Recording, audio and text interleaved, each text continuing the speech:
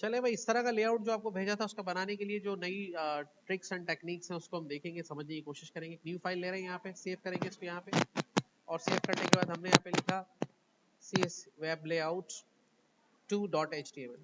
कल वाले लेआउट से थोड़ा इसको डिफरेंट करके बनाएंगे हम इसको। शिफ्ट के साथ 1 का बटन दबाएंगे, एंटर करेंगे। अब यहाँ पे हम लिख देते हैं CSS डिवाइडेड लेआउट, ठीक है। अब यहाँ पे क्लिक करके हम इसको ब्राउजर पे ले लेते हैं। यहाँ पे क्लिक करके हमने इसका जो प्रीव्यू एक्सप्लोरर कर लिया, यहाँ से इसको ब्राउजर पे खोल लिया, और यहाँ पे क्लिक करके हमने इसका लिया जैसे कि वो कैसा बना हुआ था। चलो एक नेविगेशन सेक्शन लेते हैं इसका, एक हेडर ले लेते हैं हम इसके अंदर, ठीक है। हेडर के बाद एक इसके अंदर हम असाइड ले लेते हैं। असाइड के अंदर हम इसके अंदर 2 एलिमेंट और ले लेते हैं, वो याद आ जाएंगे। इसके नीचे एक फूटर ले लेते हैं। अब असाइड को 2 हिस्सों में डिवाइड करना है। यहाँ पर जो टेक्निक डिवाइड करने के लिए इस्तेमाल होती है वो हम यूज कर लेते हैं बाय क्लास नेम, ठीक है।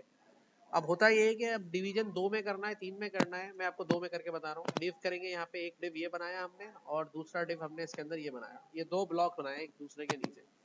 सिंपल सा लेआउट ये आपने करना था कोड इसके ऊपर। अब इसके अंदर आप लिखते हैं, अगर कुछ टैक्स लिख रहे हैं तो सपोज टू बी, यहाँ पे आपने लिख दिया नेविगेशन बार, और यहाँ पे आपने लिख दिया हेडर सेक्शन। यहाँ पे आपने लिख दिया इसके अंदर लेफ्ट कंटेंट्स, यहाँ पर आपने लिख दिया राइट कंटेंट्स।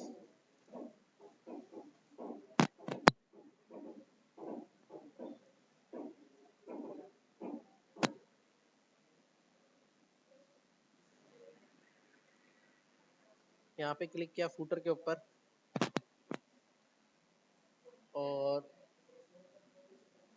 यहाँ पे आपने लिख दिया फूटर सेक्शन, ठीक है। लिखने के बाद राइट बटन दबा के उसको प्रीव्यू एंड एक्सप्लोर कर दिया। CSS वेब लेआउट पे क्लिक कर दिया, यहाँ पे रिफ्रेश करके देख लिया, ठीक है। और ये आपके सामने इस तरह से नजर आ रहा है। अब हम यहाँ पे जाके CSS का कोड करेंगे, इंटरनल मेथड को यूज करते हैं, ठीक है। तो यहाँ स्टाइल में जाके कोड करेंगे, यहाँ पर आके स्टाइल का टैग लिखेंगे। तो देखो जो नेव है उसको नेव को एज इट इज डिफाइन कर देंगे, और जो हेडर है उसको एज इट इज डिफाइन कर देंगे, एसाइड को भी एज इट इज डिफाइन कर देंगे, और उसके बाद जो फूटर है उसको एज इट इज डिफाइन कर देंगे।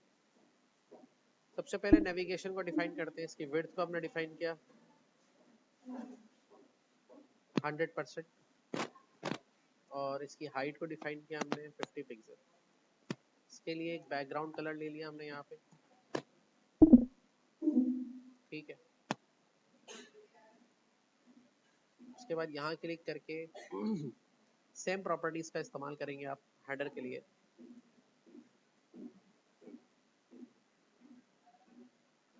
ठीक है, और इसकी कलर जो है हमने यहाँ से, अब साइड में क्या करेंगे, विड्थ करेंगे इसकी 100%, और विड्थ को 100% करके फूटर को डिफाइन करेंगे। विड्थ इसकी रखेंगे हाइट 30 पिक्सल्स, फूटर को डिफाइन कर दिया, और 100%। अब रह गया ये वाला मामला। अब मिसाल के तौर पे अगर हम यहाँ पे डिव को डिफाइन कर दें, क्योंकि हमने नीचे 2 डिव यूज किए ना, तो दोनों डिव इक्वल इक्वल डिवाइड हो जाएंगे। मतलब अगर मैं यहाँ लिखता हूँ, इस तरह का कोड ही लिख लेता हूँ, हाइट विड्थ 300 पिक्सल,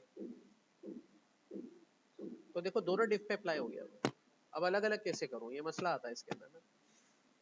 इसके लिए हम नया कॉन्सेप्ट यूज करेंगे, क्लास एट्रीब्यूट। हम क्या करेंगे, इस डिव को एक क्लास डिफाइन करेंगे।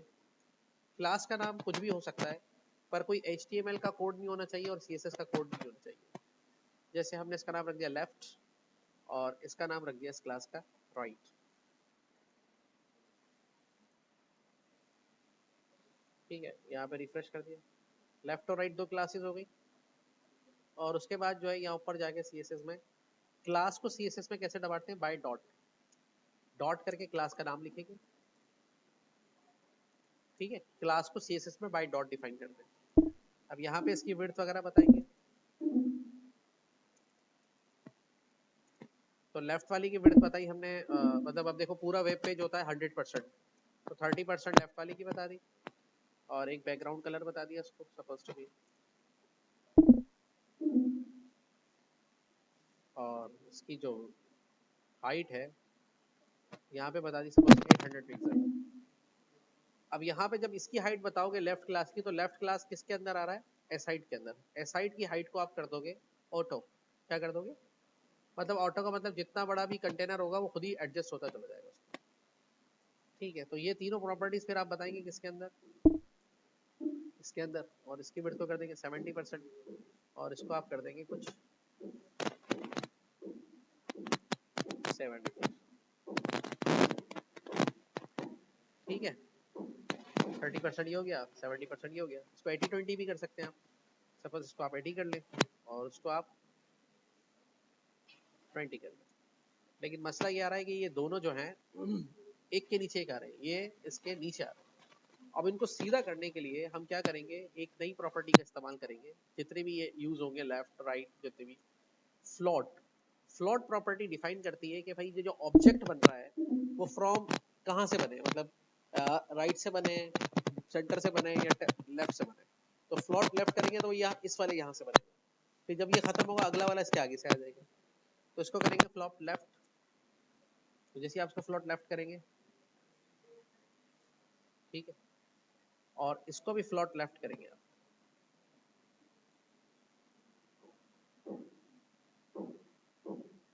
सही है।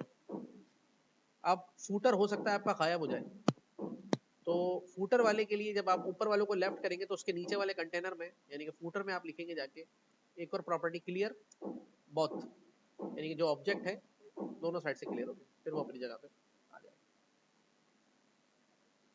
सही है, बन गया लेआउट। अब रह गई बॉर्डर की बात। तो यूजुअली बॉर्डर जब भी आप लगाएंगे तो बॉर्डर की प्रॉपर्टी में से लगाते हैं बॉर्डर, इसको दो तरह से लगा सकते हैं, एक लाइन में भी लगा सकते हैं और एक अलग अलग करके भी लगा सकते हैं, डिपेंड करता है सिचुएशन पे।